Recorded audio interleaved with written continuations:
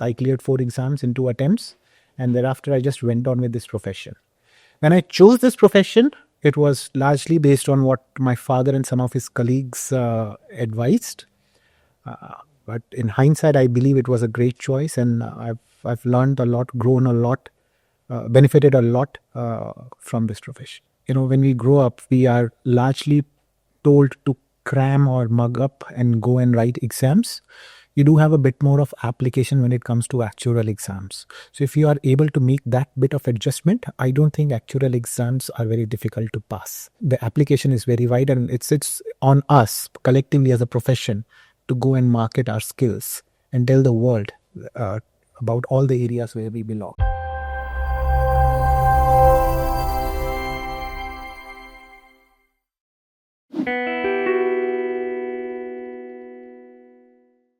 Welcome to the podcast.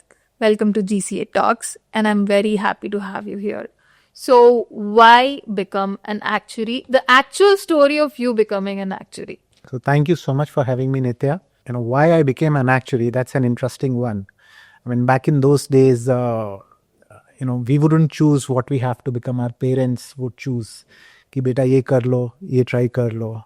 I was pretty average in my academics up to the school level. And after my 12th, I started with commerce graduation, BCom honors, and started pursuing chartered accountancy. I cleared foundation, I cleared inter. But at the same time, my father, who was in LIC, who became aware of this profession, he asked me to give this one a shot. And I remember writing 2 exam diets. I cleared 4 exams in 2 attempts. And thereafter, I just went on with this profession. When I chose this profession, it was largely based on what my father and some of his colleagues advised. But in hindsight, I believe it was a great choice, and I've learned a lot, grown a lot, benefited a lot from this profession. One book that you would recommend any actuary folk should read? I wouldn't have one book that every actuary should read. I'm right now very actively working in the area of investments, and I have been reading William O'Neill and Mark Minervini, their books on how to invest. And I think they're great sets of books. I mean, these authors don't have just one book. There are 5-6 of them, and they talk about how you should go about investing, how you should make your money work for you. And I think as actuaries, we all end up earning reasonably well, and beyond a point, if we can make our money work for ourselves, that is wonderful. It's also a source of a rich retirement. So I think to any actuary, I would recommend to read Mark Minervini and William O'Neill. Amazing books, not just the technical part, but also on the psychology part, on the discipline around managing your money and all that stuff. You think profession like becoming an actuary is tough, or how do the people right now resonate, the recent generation? Like, how do you think they would take it as? It's a hard exam, tough exam. How do you define it? No, I don't think it's a hard exam. I think when we grow up, we are largely told to cram or mug up and go and write exams. You do have a bit more of application when it comes to actual exams. So if you are able to make that bit of adjustment, I don't think actual exams are very difficult to pass. Of course, like any profession, like CA, CS, someone who wants to become a lawyer, that rigor of a few years is needed, and that this profession also demands. But I don't think it's very difficult if you are, focused, dedicated, and hardworking. You will pass the exams and become an actuary. And do you think actuary is just limited to the BFSI sector or insurance and investments? It's very vast. I think that mindset needs to go away, that we can work only in insurance. In fact, one of the lines of businesses that we have in KPAC is around stock options, how we advise companies on design and implementation of stock options. And We work with all kinds of companies. We work with all kinds of startups, from companies which are unicorns, companies which are about to become unicorns, unicorns, companies which are going for listing, companies which are listed, and these are across industries. I mean, we have worked with healthcare companies, we have worked with pharma companies, we have worked with BFSI companies also. We have worked with IT startups. We have worked with the AI-based startups. So I think the application of actuarial techniques is very wide, not just restricted to BFSI. Traditional thought process, at least in India, has been that actuaries work in insurance, right? And to some extent, some people know that they work in pensions.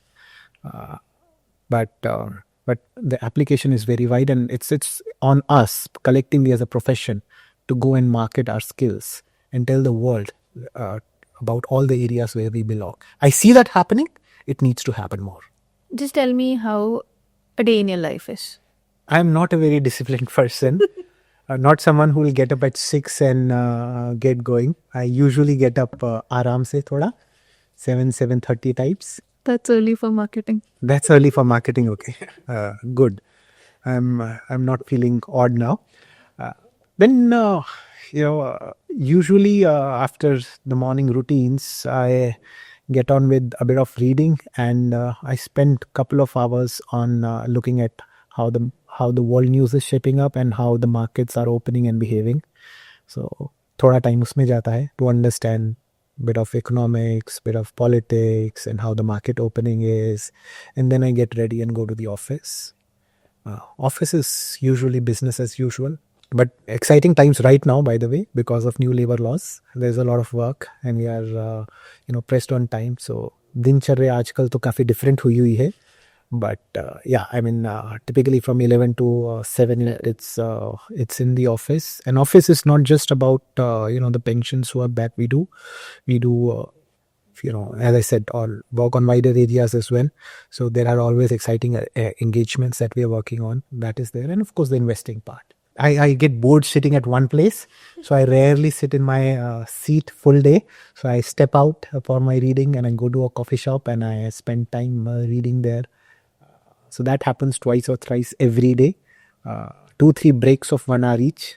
And then evenings, you go back home, you go for a run, you spend time with family, eat your dinner, and then doze off. That's how it is. So I had a perception of American Psycho, like a Christian Bale getting up, doing routine like that. Yeah, there's a lot. This is all routine. Yeah. I can do this over if I wish. Interesting one routine, not like the psychotic routine. Like read newspaper. If it's psychotic routine, I will not be able to sustain it. Have 10 tabs open. No, the 10 tabs are still open. 10 tabs are open, but those 10 tabs are all exciting. Something or the nice keeps happening on this planet every time. So it's not so boring. It's very dynamic. Profession is very dynamic. And when you're doing 3-4 things, there's something or the other that keeps you occupied, busy, and excited all the time. If today you're a student, forget you're an actuary for a moment, and you would relive as a student, this is one thing that I would do right now as in a GCA. 2-3 things. One, a GCA, apart from picking up knowledge in the sessions, it's also about networking, right? And meeting people who are doing good in life and seeking inspiration from their lives. So, if I was a student and attending GCA, I would want to meet people from within the profession who have walked the journey and who are ahead of me, and from whom I can learn on what next I can do in my professional journey. That's what I would do if I'm attending the GCA as a student. Are you attending the GCA? Yes, I am attending the GCA. Hello, everyone. I am Kushwant, and I am an actuary. I work at KPAC, and I am a member of the Council of Institute of Actuaries of India. I invite you all to attend the Global Conference of Actuaries next month between 22nd to 24th February in Mumbai at Geo Convention Center. Over the years, Global Conference of Actuaries has been one of the most exciting events that I have attended.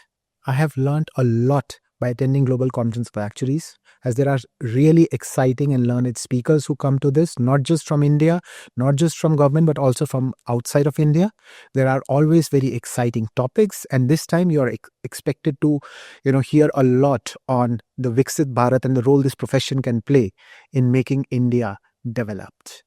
Beyond just the knowledge part, this event offers a lot of networking opportunities, and from students' perspective, you will be able to meet a lot of prospective employers. So I'll be there at the GCA for all the benefits that I can get from this, and I hope that you register and you come and attend the GCA. I look forward to meeting you all at the conference. Thank you.